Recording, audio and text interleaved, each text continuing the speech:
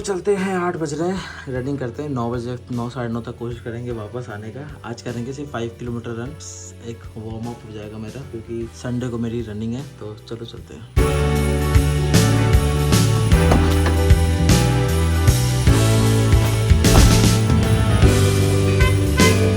मैं 2 केले देना।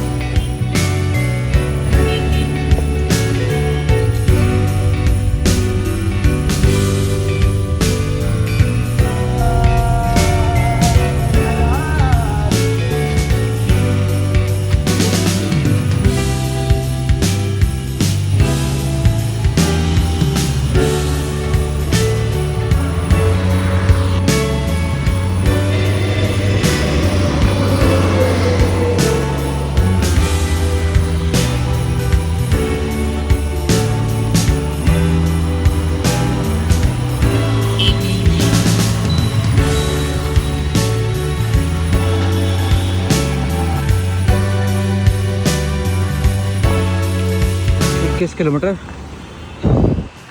3 किलोमीटर रन, 3 किलोमीटर 21 मिनट्स के बाद थोड़ी फट गई। तो अब वापस हार्ट रेट को नीचे करके वापस कंटिन्यू करता हूँ और देखता हूँ कितने मिनट में कंप्लीट होता है। नो माइक, ऐसे काम चलाओ। 5 kilometre done, 5 kilometre 37 minutes, 5 kilometre कर लिया 37 मिनट समथिंग में। बहुत पुअर था, लेकिन चलो कोई नहीं। अब संडे के लिए थोड़ा तैयार हूँ। संडे को 10 किलोमीटर का मैराथन है, 37 है तो, और डबल में तो नहीं होगा, समझ में तो आ गया। लेकिन लास्ट टाइम से, बस लास्ट ईयर से ज़्यादा दूर नहीं जाना है। लास्ट ईयर मैंने 1 घंटा 15 मिनट 17 मिनट 19 मिनट ऐसे कुछ किया था। नोटेड है मेरा वो, देखूँगा कितना है।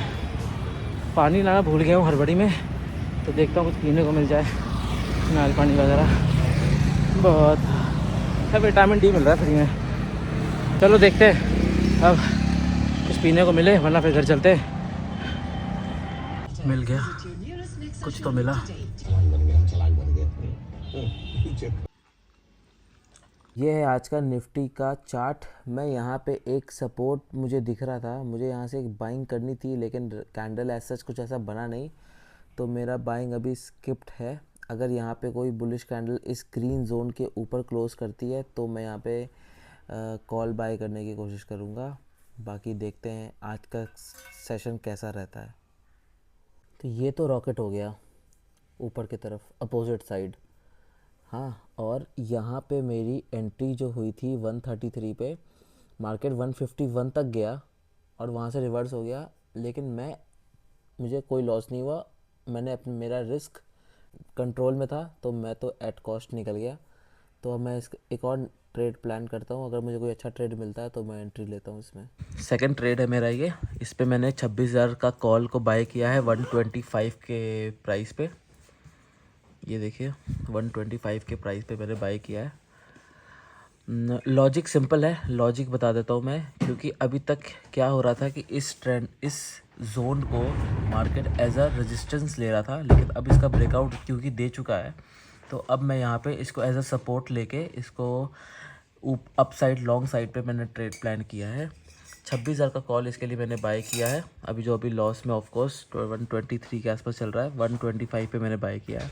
टारगेट मेरा सिंपल है 1:3, 26 पॉइंट के आसपास, मतलब इस जोन के आसपास मैं कहीं भी निकल जाने की कोशिश करूँगा। देखते हैं इस ट्रेड में क्या होता है। तो ये मैंने गोल्ड का एक ट्रेड प्लान किया है।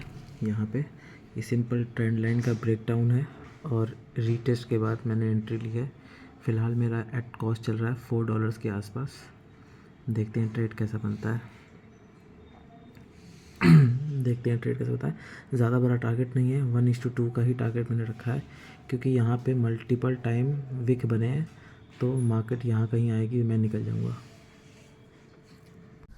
तो बहुत लोग पूछ रहे थे कि फंडेड अकाउंट क्या होता है, तो मैं चलो इस ब्लॉग में बता देता हूँ कि फंडेड अकाउंट किसे कहते हैं। तो सपोज आप एक ट्रेडर हो और आपको फॉरेक्स मार्केट ट्रेड करना है, बट आपके पास कैपिटल नहीं है। तो इस सिचुएशन में फंडेड अकाउंट आपको हेल्प करता है कैपिटल देने के लिए। सिर्फ आपको छोटी सी फीस देनी है और आपका कोई बड़ा कैपिटल मिल जाता है। और इस बड़े से कैपिटल से आप जो भी ट्रेड करते हो उस ट्रेड का 80% शेयर कंपनी आपको देती है और 20% शेयर कंपनी अपने पास रखती है। लेकिन इसके लिए थोड़े रूल्स भी फॉलो करने होते हैं। मैं फिर रिपीट करता हूँ, फंडेड अकाउंट वो अकाउंट है जो ट्रेडर्स को हेल्प करता है जिनको कैपिटल नहीं है या कैपिटल लगाना नहीं चाहते। अगर आपके पास सिर्फ 3 से 4 हज़ार रुपए हैं तो उससे आप $5,000 यानी 4.5 से 5 लाख रुपए अप्रॉक्स होते हैं, आप उतने बड़े कैपिटल से ट्रेड कर सकते हैं। प्रॉफिट का 80% शेयर आपको देगी और 20% शेयर कंपनी अपने पास रखेगी। तो फंडेड अकाउंट का यही काम होता है। आई थिंक आपको समझ में आ गया होगा, लेकिन ये इतना ईजी भी नहीं है। फंडेड अकाउंट अच्छा भी है, बुरा भी है। अगर आपके पास नॉलेज है ट्रेडिंग का